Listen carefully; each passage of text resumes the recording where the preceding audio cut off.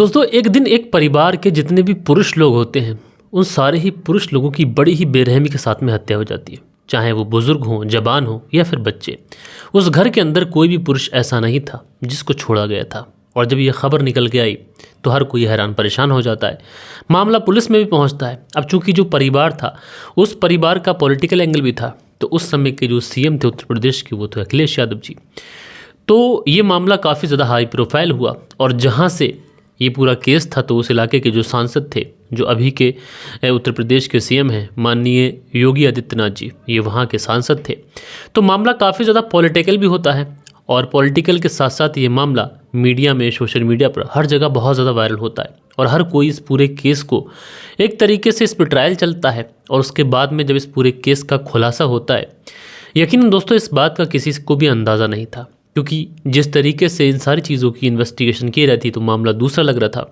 लेकिन जब इस पूरे मामले का खुलासा हुआ और जब मामला न्यायालय में पहुंचा तो जो न्यायाधीश थे वो भी एक ऐसी बात कहते हैं जो अपने आप में सबसे ज़्यादा अलग बात होती है। तो दोस्तों ऐसा क्या हुआ था आखिरकार इस केस के अंदर, यही सारी चीज़ें मैं कोशिश करूँगा कि आप लोग को बहुत डिटेल में समझाऊँ और बहुत डिटेल में मैं आप लोग को ये कहानी सुनाऊं। लेकिन वीडियो को शुरू करूं उससे पहले आप सभी लोगों से कहना चाहूँगा कि रात के 10 बज चुके हैं और कहानी का जो सिलसिला है बदस्तूर जारी है। आप लोगों से रिक्वेस्ट है कि आप लोग ज़्यादा से ज़्यादा तादाद में हमारे चैनल को सब्सक्राइब करें, सपोर्ट करें, अपना प्यार दिखाएं और भरपूर कमेंट्स करें, ताकि आप लोगों को जितने भी कमेंट्स रहते हैं ये मैं अगले दिन पढ़ूँ। कल के दिन जो आप लोगों के कमेंट्स आए थे ये वीडियो के अंत में पढ़ूंगा, तो आप लोग बस वीडियो में अंत तक बने रहिएगा। दोस्तों बात करूँ अगर मैं आज की कहानी की, तो असल में इस कहानी की शुरुआत होती है उत्तर प्रदेश पे एक बहुत ही जाना माना एक शहर जिसको हम लोग गोरखपुर के नाम से भी जानते हैं। दोस्तों जो गोरखपुर ज़िला है, ये गोरखपुर ज़िला इसलिए भी बहुत ज़्यादा फेमस है कि यहाँ पर जो हमारे इस समय करंट जो सीएम है उत्तर प्रदेश के योगी आदित्यनाथ जी, ये उनका गढ़ भी माना जाता है। और इसी गोरखपुर में एक जगह लगती है शाहपुर, और इसी शाहपुर के अंतर्गत एक कॉलोनी आती है अशोक नगर कॉलोनी। और इसी अशोक नगर कॉलोनी के अंदर एक डॉक्टर साहब रहा करते हैं। इनका नाम है ओम प्रकाश यादव।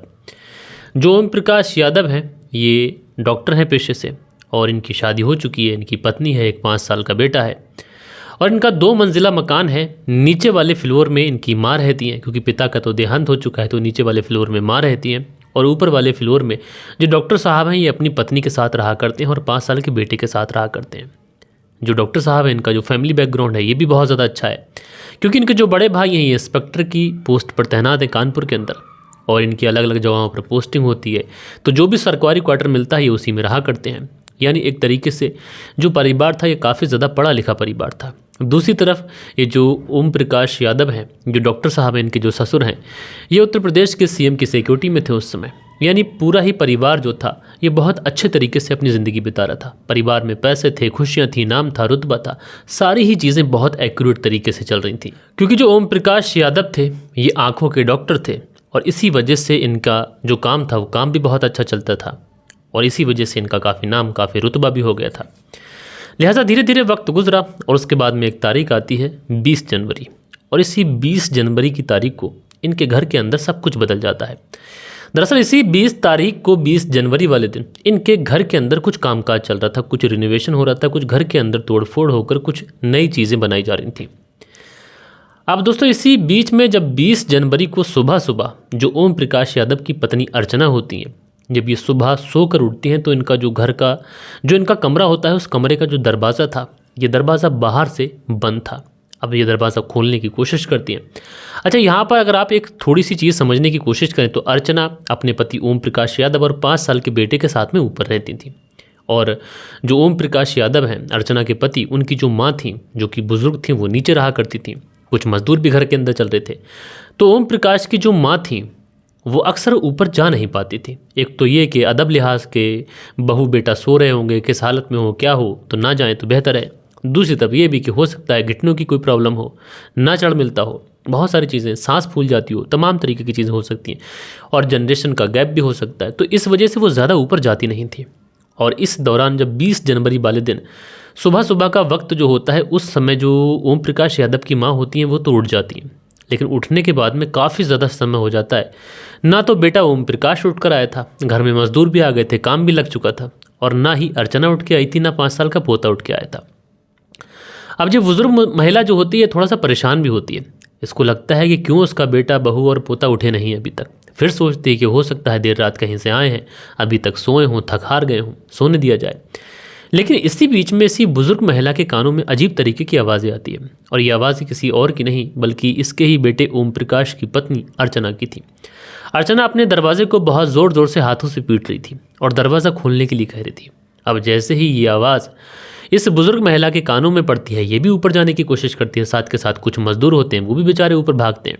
अब जब ऊपर पहुंचते हैं तो देखते क्या है कि जो अर्चना का गेट है ये बाहर से बंद है, किसी ने कुंडा लगा दिया है। जो गेट बंद करने वाला वो होता है सिस्टम, डंडेला। अब जैसे तैसे कर उस दरवाजे को खोला जाता है, अर्चना बाहर आती है।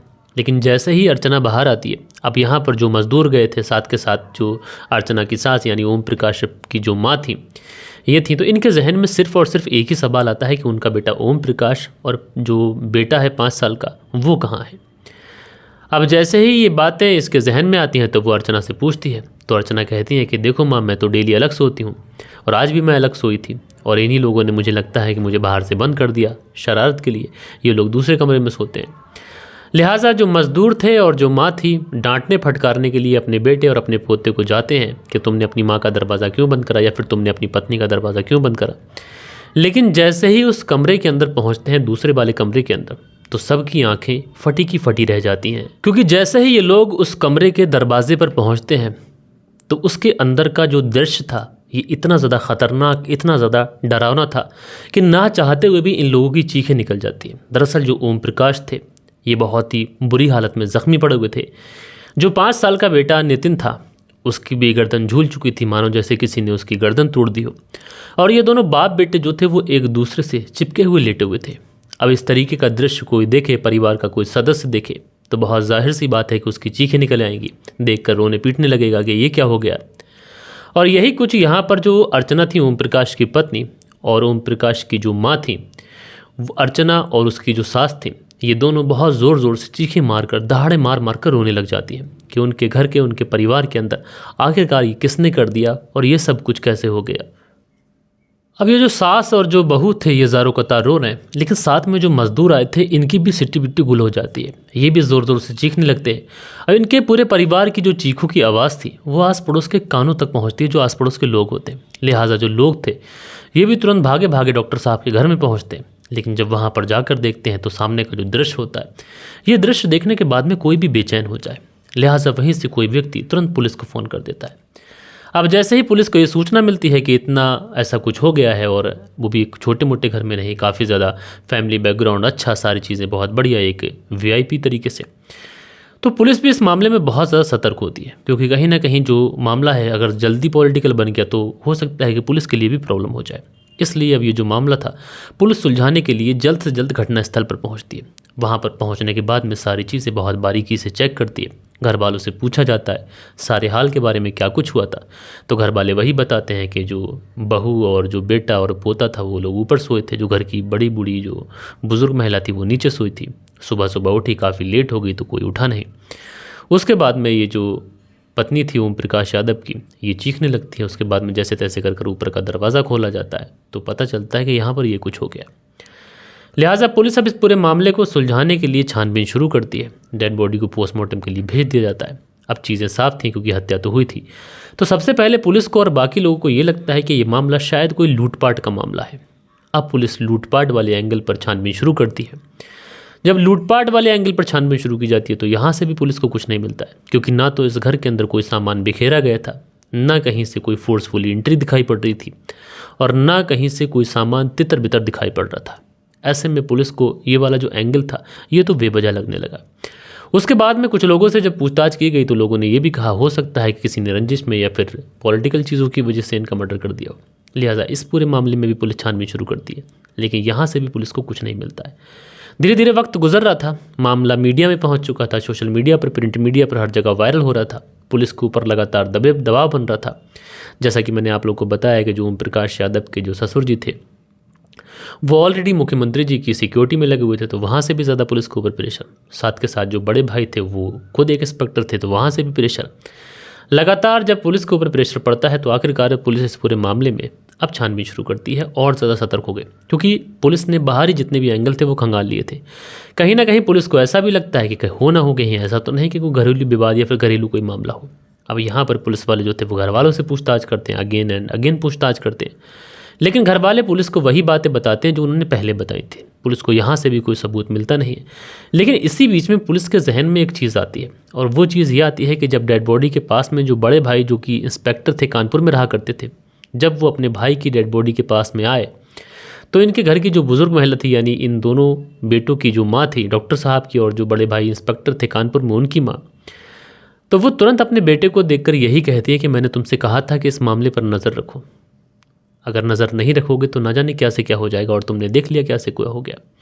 अब जैसे ही ये चीज़ें पुलिस के जहन में आती हैं तो पुलिस जो थी वो उस बुज़ुर्ग महिला से पूछताछ करती है, कहती है कि देखो तुमने एक बात बोली थी और ये बताओ कि आखिरकार तुमने वो बात क्यों और किसके लिए बोली थी। अब जब बार बार उस बुज़ुर्ग महिला से ये पूछा जाता है कि आखिरकार तुमने ये बात किसके लिए कही थी, क्यों कही थी, तो वो जो बुज़ुर्ग महिला होती है वो बताती है कि दरअसल मुझे जो मेरी बहू अर्चना है उसके ऊपर, उसके चालों चलन के ऊपर शक था, और मुझे ऐसा लगता था कि मेरी बहू किसी न किसी से बात करती है, उसके कहीं ना कहीं किसी के साथ में नाजायज़ ताल्लुकात हैं, और मुझे इसी वजह से ऐसा लगता था कि ये महिला हमारे परिवार को खा लेगी, और तुमने देखा कि क्या कुछ हो गया।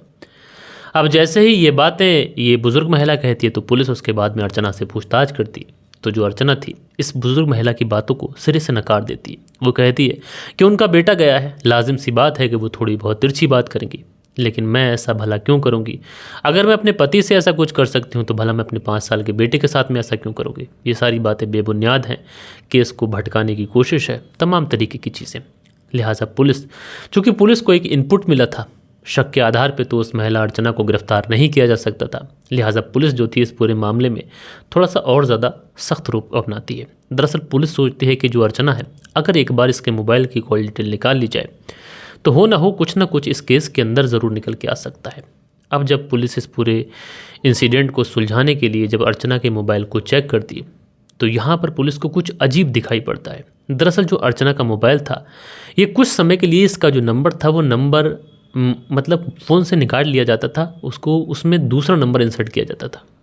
अब ये चीज़ें पुलिस को इसलिए लगी क्योंकि नंबर अचानक से अपने EMI नंबर से क्यों जुदा हो रहा है, क्यों आखिरकार उससे रिमूव हो रहा है, ये सारी चीज़ें कहीं ना कहीं पुलिस को शक पैदा करती। अब चूंकि उस मोबाइल के अंदर ही सारी चीज़ें टेक्निकल होती हैं, आजकल का ज़माना तुम्हें पता ही है कि टेक्निकल चीज़ों से जुड़ा हुआ है। अगर एक मोबाइल के अंदर चूंकि उसका EMI नंबर सारा पुलिस के पास में है, और ऐसे में अगर उस मोबाइल के अंदर कोई दूसरा भी सिम पड़ेगा तो पुलिस के पास उसका भी नंबर पहुंच जाएगा कि आखिरकार दूसरा नंबर है कौन सा, और पुलिस को आखिरकार वो दूसरा नंबर भी मिलता है। और जब उस दूसरे नंबर की डिटेल निकाली जाती है तो ये जो केस था पूरा पानी की तरह साफ़ हो जाता है। उसके बाद में पुलिस जो थी इस अर्चना को उठाती है और सारी चीज़ें अर्चना के सामने रखकर इसे फ्रंट सीट पर बैठाती है, और उसके बाद में इससे पूछताछ करती है। तो शुरुआत में तो ना न कर सारी बातें पुलिस को घुमाने की कोशिश, लेकिन पुलिस के पास में चूंकि पुख्ता सबूत थे, सारी चीज़ें पुलिस के सामने थी, तो पुलिस इसे जब सख्ती से पूछताछ करती है तो जो अर्चना थी ये पुलिस के सामने एक ऐसी कहानी सुनाती है जो कि मानवता को, रिश्तों को, नातों को, हर किसी को शर्मसार कर देने वाली थी।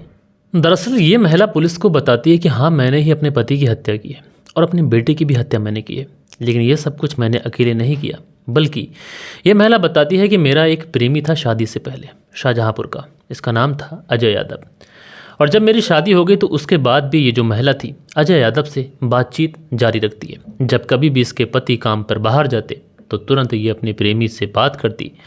अब चूँकि मोबाइल जो था वो बिज़ी ना जाए तो इसलिए ये अपना नंबर बंद करती है, उसमें एक नया नंबर डाल लेती और उसी नंबर से ये अपने प्रेमी से घंटों घंटों बात करती, जिसकी वजह से किसी को इसके ऊपर शक ना हो। लेकिन दोस्तों, कहा यह जाता है, बड़े बूढ़ों की कहावत है कि इश्क और मुश्क ये चीज़ें ऐसी होती हैं कि छुपाए छुप नहीं पाती, क्योंकि ये चीज़ें समाज के सामने आती ज़रूर है, बुरा काम कभी छुप नहीं पाता। और दोस्तों, होता भी ऐसा ही है। आखिरकार जब ये महिला घंटों घंटों बातें करती तो कहीं ना कहीं इसकी जो सास नीचे रहा करती थी उनको भी खुसर फुसर की आवाज़ आती, क्योंकि जब पति जाते तो उसके बाद कई बार तो ऐसा होता कि ये नीचे जाती ही नहीं पूरे पूरे दिन। तो ऐसे में उस सास को भी लगने लगा कि ये ऊपर कुछ ना कुछ दाल में काला कर रही है। एंड दूसरी चीज़ ये थी कि जो ओम प्रकाश यादव जी थे, जब कभी वो अपने क्लिनिक पे से आते तो ये कभी बात करते हुए मिल जाती, कभी कुछ करते हुए मिल जाती, कभी वीडियो कॉल पे बात करते हुए मिल जाती। तो उन्हें भी कहीं ना कहीं अपनी पत्नी के ऊपर डाउट हुआ और कई बार उन्होंने रंगे हाथों पकड़ भी लिया, क्योंकि कई बार ये मिलने भी जाती थी। और इस वजह से इन्होंने अपनी पत्नी को काफ़ी ज़्यादा डांटा, फटकारा। चूँकि वो एक सभ्य व्यक्ति थे तो समाज में ये सारी बातें ना जाएं, इसलिए उन्होंने ज़्यादा धुंध नहीं करा इस पूरे मामले के अंदर। लेकिन जो पत्नी थी उसने उस समय तो अपने पति से माफ़ी मांग ली कि आइंदा से इस तरीके की गलती नहीं होगी।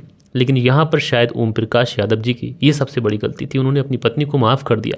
क्योंकि जब इस तरीके की चीज़ें हो जाएं या तो परिवार के सामने लाई जाएं या फिर अपने सास ससुर के सामने लाई जाएं, लेकिन यहाँ पर जो ओम प्रकाश यादव जी थे उन्होंने ऐसा नहीं किया अपने परिवार की इज्जत के लिए।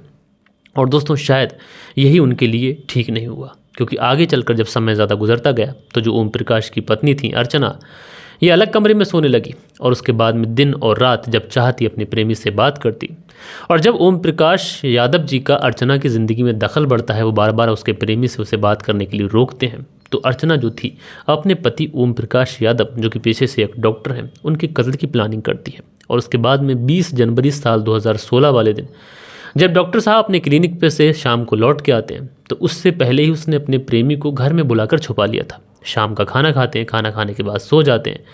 अब चूंकि जो अर्चना का प्रेमी था अजय यादव, वो अपने साथ में एक हथौड़ा लेके आया था और उसी हथौड़े से ये ओम प्रकाश के सर पर एक दो नहीं बल्कि सैकड़ों बार वार करता है। लौलुहान ओम प्रकाश यादव डॉक्टर साहब जो होते हैं वो दम तोड़ देते हैं। लेकिन इसी बीच में जो 5 साल का बेटा नितिन होता है वो उठ जाता है। अब वो अपने पिता की इस तरीके से हालत देखता तो घबरा जाता। अब जो माँ होती है वो अपने बेटे को देखती, उधर जो अजय यादव प्रेमी था वो देखता कि 5 साल का बच्चा उठ गया है। लेकिन वो इस अपनी प्रेमिका जिसका नाम अर्चना था उससे कहता है कि देखो ये 5 साल का बच्चा है, किसी से कुछ नहीं कहेगा और हम इसे डरा देंगे, धमका देंगे। यानी एक बाहरी व्यक्ति तो ये बात कह रहा है कि हम इसे डरा धमका देंगे, लेकिन जो माँ होती है यहाँ पर जो बात कहती है वो आप लोग को चौंका देगी। दरअसल ये माँ कहती है कि ये सांप का बच्चा है और आगे चलकर ये हमें डसेगा ज़रूर, इसलिए इसे भी ख़त्म कर देना चाहिए। लेकिन दोस्तों वो 5 साल का बच्चा अपनी बाप की इस तरीके की हालत देखकर सहम चुका था, इसलिए वो अपनी माँ के आंचल में छुपने की कोशिश करता है। वो अपनी माँ की गोद में सर रख कर रोने लगता है। लेकिन इसी बीच में ये जो माँ थी ये अपने उस बच्चे की गर्दन को इतनी ज़ोर से दबाती है कि उसकी गर्दन ही तोड़ देती है और जब तक उसकी मौत नहीं हो जाती उसकी गर्दन को छोड़ती नहीं है। और उसके बाद में चूँकि अब इन्होंने कत्ल कर दिए थे, 2 कत्ल हो चुके थे, तो एक नाटक की इन्हें परिवर्तन भी करना था, डेड बॉडी को ठिकाने भी लगाना था। अब ठिकाने लगा नहीं सकते थे तो इस सबको एक ऐसी लूटपाट का अंजाम देना था। इसलिए ये जो अर्चना थी अपने प्रेमी अजय यादव से कहती है कि देखो मैं कमरे के अंदर लेट जा रही हूँ, तुम बाहर के कुछ स्क्रू वगैरह जो है पेचकस से जो होते हैं स्क्रू ड्राइवर से वो खोल देना, जिससे ये पूरा मामला लूटपाट का लगे।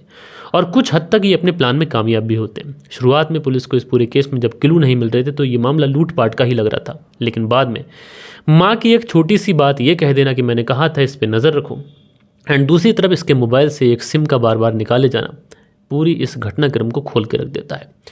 लेकिन दोस्तों उसके बाद में ये मामला जाता है और इन दोनों को गिरफ्तार किया जाता है। गिरफ्तार करने के बाद में जब ये महिला जो थी अर्चना जब जेल में पहुंचती है, चूँकि इसे लेडीज़ बैरक में रखा गया था, तो वहाँ पर महिलाएं जो थी वो इसे बहुत ज़्यादा पिटाई करती हैं और इससे कहती हैं क्या तुम्हें अपने किए पे पछतावा है।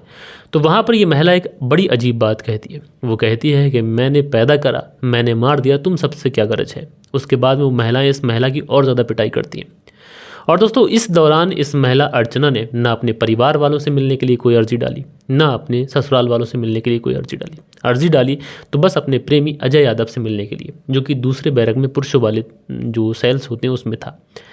अब दोस्तों जो उस समय के न्यायाधीश होते हैं, जो जज साहब होते हैं, जिनका नाम होता है ज्ञान प्रकाश शुक्ला जी, वो इस पूरे मामले में काफ़ी ज़्यादा कड़ा रुख अपनाते हैं और साल 2020 में इस पूरे मामले का फैसला सुनाते हैं। चूँकि साल 2016 का ये मामला था तो मात्र 4 साल के अंदर ही इस केस के अंदर फैसला आता है और इन दोनों को उम्र कैद की सज़ा सुनाई जाती है। साथ के साथ 65 हज़ार रुपये का इनके ऊपर जुर्माना भी लगाया जाता है और ये भी कहा जाता है कि अगर ये लोग 65 हज़ार रुपये का जुर्माना अदा नहीं करते तो 6 महीने की सज़ा इनकी और बढ़ा दी जाए। तो दोस्तों आप लोगों ने देखा किस तरीके से एक महिला ने अपनी जिस्मानी भूख के लिए पूरे के पूरे परिवार को खा लिया, तबाह कर दिया, बर्बाद कर दिया और इसने एक नहीं बल्कि कई ज़िंदगियां बर्बाद कर दी। आप लोग इस कहानी को कैसे देखते हैं आप लोग कमेंट्स करके बताइएगा। लेकिन दोस्तों इस दौरान मैं आप लोग का जितना ज़्यादा शुक्रिया अदा करूं वो कम है, क्योंकि पिछले 2-3 दिनों से वीडियोस पर व्यूज़ अच्छे आ रहे हैं। कल वाला वीडियो भी ऑलमोस्ट 6000 पहुंचने वाला, उससे पहले वाला भी 6000 पहुंचा। तो इस तरीके से जब व्यूज़ आते हैं तो आप लोगों के सामने बेहतर से बेहतर क्राइम स्टोरी लाने का मन भी करता है, अच्छे से सुनाने का मन भी करता है। लेकिन जब आप वीडियो को 1000-1200 तक ही छोड़ देते हैं तो फिर मन भी अंदर से मर जाता है। तो आप लोग कोशिश किया करें, आपके हाथ में सिर्फ इतना है कि आप वीडियो को प्ले करते ही आप एक लाइक करें एंड उसके बाद में 2-4 कमेंट्स कर दें, जिससे हमारे चैनल को, हमारे वीडियो को बूस्ट मिल जाए। बहरहाल दोस्तों, कल के दिन कुछ प्यारे प्यारे कमेंट्स थे, वक्त होता है कि आप लोग के कमेंट्स पढ़ लिए जाएं। सो दोस्तों, कल के दिन जो प्यारे प्यारे कुछ कमेंट्स आप लोग के आए थे, उसमें अंसारी अली लिखते हैं, जनाब हम आपकी कहानी को बैस से सुन रहे हैं। जिस तरह दुनिया तरक्की कर रही है उसी तरह जुराइम भी बढ़ गए हैं। नफरत, झूठ, नाजायज़ रिश्ता, कत्ल ज़्यादा हो रहे हैं। अफसोस है। कुवैत से सुनते हैं। तो अंसारी अली जी मेरे भाई, आपका बहुत बहुत शुक्रिया। राशिद खान है लिखते हैं, नाइस स्टोरी, लेकिन इसमें गलती सिर्फ उस आदमी की है जो पहली बार उसको पैसा देने के बाद भी नहीं रुका। तो राशिद खान जी, आपने अपना प्यारा से विचार हमारे साथ साझा किए, शुक्रिया आपका। उसके बाद में जावेद अंसारी जी का कमेंट्स लिखते हैं, अच्छी कहानी सुनाई है, सलामत रहिए मलिक भाई। तो जावेद अंसारी जी शुक्रिया। उसके बाद में अंसारी अली जी का कमेंट से फिर से आपका बहुत बहुत शुक्रिया। जयप्रकाश सिंह है लिखते हैं, नमस्कार मलिक भाई साहब, nice story, very good video, बहुत अच्छी वीडियो आती हैं आपकी, धन्यवाद। तो जयप्रकाश सिंह जी नमस्कार मेरे भाई, आपका बहुत बहुत शुक्रिया। दिनेश कुमार है लिखते हैं, क्या बढ़िया कहानी सुनाई है आपने, समय ख़राब चल रहा है। दिनेश कुमार जी मेरे भाई, आपका बहुत बहुत शुक्रिया। सुरेंद्र शर्मा है लिखते हैं, नमस्ते मलिक भाई साहब, नाइस स्टोरी। सुरेंद्र कुमार, श्री विजयनगर राजस्थान से। तो नमस्कार भाई साहब सुरेंद्र कुमार जी, कैसे हैं आप? आपका शुक्रिया कि आपने प्यारा सा कमेंट्स किया। दिनेश कुमार जी का अगला कमेंट्स है, उसके बाद में फिर दिनेश कुमार जी का कमेंट्स है, शुक्रिया। राजकिशोर चौरसिया लिखते हैं, महाबालेश्वर महाराज से हम आपकी कहानी सुनते हैं, अच्छी जानकारी दी आपने, तो बहुत बहुत शुक्रिया। फिरोज़ खान है लिखते हैं, फिरोज़ अहमद कहानी सुनते हैं, शुक्रिया। प्रकाश राज हैं लिखते हैं, नाइस स्टोरी सर, तो भैया बहुत बहुत शुक्रिया। उसके बाद में अगला जो कमेंट्स है असगर शेख हैं लिखते हैं, सर आपकी कहानी बहुत अच्छी आती है और सऊदी अरब से सुनते हैं कहानी, बहुत शुक्रिया। फिरोज़ बानी लिखते हैं, नाइस स्टोरी। एक खान लिखते हैं, नाइस स्टोरी भैया। उसके बाद में अगला जो कमेंट्स है ये देव कुमार जी का है, हमारे प्रिय मित्र लिखते हैं, 29 अप्रैल को मेरी शादी की सालगिरह है। Divesh Kumar, my wife Sangeeta. तो देवेश कुमार जी, आपका और आपकी जो वाइफ है उनको उनके शादी की सालगिरह की ढेर सारी शुभकामनाएं मेरी तरफ से, मेरी तमाम फैमिली की तरफ से, मेरे तमाम व्यूवर्स की तरफ से। फिरोज़ बानी कमेंट्स करते हैं, शुक्रिया। दिनेश कुमार जी कमेंट्स करते हैं, शुक्रिया। उसके बाद में नसीमुद्दीन है लिखते हैं, मलिक भाई अस्सलाम वालेकुम, कहानी बहुत शानदार है, सुनने में मज़ा आया। नसीम उद्दीन पच्छू भाई, कस्बा मौदहा, ज़िला हमीरपुर, यूपी से सुनते हैं। तो नसीमुद्दीन जी आपका शुक्रिया। दिनेश कुमार जी प्यारा सा कमेंट्स करते हैं, शुक्रिया। मंसूरी भाईजान कमेंट्स करते हैं, शुक्रिया। लईक अब्बास गुलिस्तानाज लिखते हैं, गुड जॉब शाविज़ भाई। लईक अब्बास गुलिस्तानाज बागपत यूपी से कमेंट्स करते हैं, शुक्रिया। उसके बाद में फिर लईक अब्बास जी का कमेंट्स है, भाई बहुत बहुत शुक्रिया। दिनेश कुमार जी प्यारा सा कमेंट्स करते हैं, लिखते हैं आपका अंदाज़ बहुत बढ़िया है। उसके बाद में दिनेश कुमार जी आगे लिखते हैं, भाई जब आपको अलमेटी कजाकिस्तान से सुनते हैं बढ़िया कहानी लगती है आपकी, शुक्रिया। एक खान लिखते हैं, आपकी कहानी से बहुत अच्छी सीख मिलती है भाई। तो एक खान जी शुक्रिया। साजिददार हार्ड बनाते हैं, शुक्रिया। फिरोज़ बानी लिखते हैं, बहुत अच्छी तरह से आप कहानी सुनाते हैं, तो शुक्रिया मेरे भाई। बालिश बिहारी लिखते हैं, मलिक साहब जी नमस्कार सर जी, सेठ ने गलती की लेकिन बाद में पुलिस का सहारा लिया, ये बहुत अच्छा काम किया उसने, थैंक्स। जैसे सास दामाद की कहानी नहीं सुनना पसंद है सर जी, शुक्रिया भाई आपका। फिरोज़ बानी है लिखते हैं, लव यू जी भाई, शुक्रिया। उसके बाद में हेलो फरमाइश करके आईडी है लिखते हैं, डिपेंड करता है कि इंसान के पास कितना ज़्यादा पैसा है। ऐसा वाला व्यक्ति आसानी से ट्रैप हो सकता है, क्योंकि उसके पास पैसा होगा ही नहीं तो वो कहाँ से किसी को पैसा देगा, और ना वो उसको कोई घास डालने वाला है। तो हेलो फरमाइश जी, आपका भी बहुत बहुत शुक्रिया कि आपने बेशकीमती कमेंट्स किया है। नसीर अहमद लिखते हैं, अस्सलाम वालेकुम शाविज़ भाई, तो वालेकुम सलाम। अबू ज़ाहिर लिखते हैं, यार प्लीज़ स्टॉप सेइंग टाइम। तो भाई कहानी का थोड़ा सा शुरू करने का फ्लो बन जाता है, बस इसी वजह से मैं टाइम बोलता हूँ। वैसे ऐसी कोई टाइम से आपका बैर है तो मुझे बताइएगा। सुल्तियागी जी कमेंट्स करते हैं, लिखते हैं, नमस्कार रेनू सुल्तियागी, शाना बुलंदशहर से सुनते हैं। सुरेश सिमाली लिखते हैं, सर जी आप शमशेर सर की पुरानी कहानी उठाकर ना सुनाएं, ये कहानी 1 साल पहले सुन चुका हूँ, कुछ नई कहानी सुनाया करें। तो सुरेश सिमाली जी, मैंने किसी की कहानी नहीं उठाई थी, ना मैं उठाता हूँ, बस कभी कभी ऐसा होता है कि जो लेटेस्ट कहानी होती हैं वो सुना कर, क्योंकि सेम पैटर्न पर कत्ल होते हैं, तो सोचता हूँ कोई पुरानी कहानी सुनाऊँ, तो रिसर्च करता हूँ, तो अगर कुछ पुरानी कहानी मिलती है तो आपको ज़रूर सुनाता हूँ। गोंडनवाल काफ़ी दिनों के बाद में कमेंट करते हैं, लिखते हैं मैं बहुत ही दिन के बाद टिप्पणी कर रहा हूँ। तो गोंडनवाल जी मैंने आपको मिस किया, शुक्रिया आपका। उसके बाद में नसीर अहमद लिखते हैं, भाई आपने आज दुखते हुए तार को छेड़ दिया, 2020 के सभी सताए हुए हैं और ये भी सताए हुए मेरे भाई। अरहाम खान है लिखते हैं, ये स्टोरी क्राइम तक चैनल पर पहले सम ताहिर खान से सुन चुके हैं, तो भाई सुन चुके होंगे। उसके बाद में हरमिंदर सिंह अपना प्यारा सा कमेंट्स करते हैं, शुक्रिया। अब्दुल कुरैशी कमेंट्स करते हैं, शुक्रिया। एक खान जी कमेंट्स करते हैं, मंसूरी भाईजान और संजू यादव जी कमेंट्स करते हैं। सो दोस्तों, ये कुछ प्यारे प्यारे कमेंट्स थे जो कल के दिन आप लोगों ने किए थे। आशा करता हूँ कि आज की जो कहानी है ये आप लोग को ज़रूर से ज़रूर पसंद आई होगी। बाकी दोस्तों मिलते हैं कल के दिन किसी और क्राइम स्टोरी के साथ में, जब तक के लिए अपना ख्याल रखें, देश का ख्याल रखें, परिवार के रिश्तों की अहमियत को समझें। जय हिंद, जय भारत।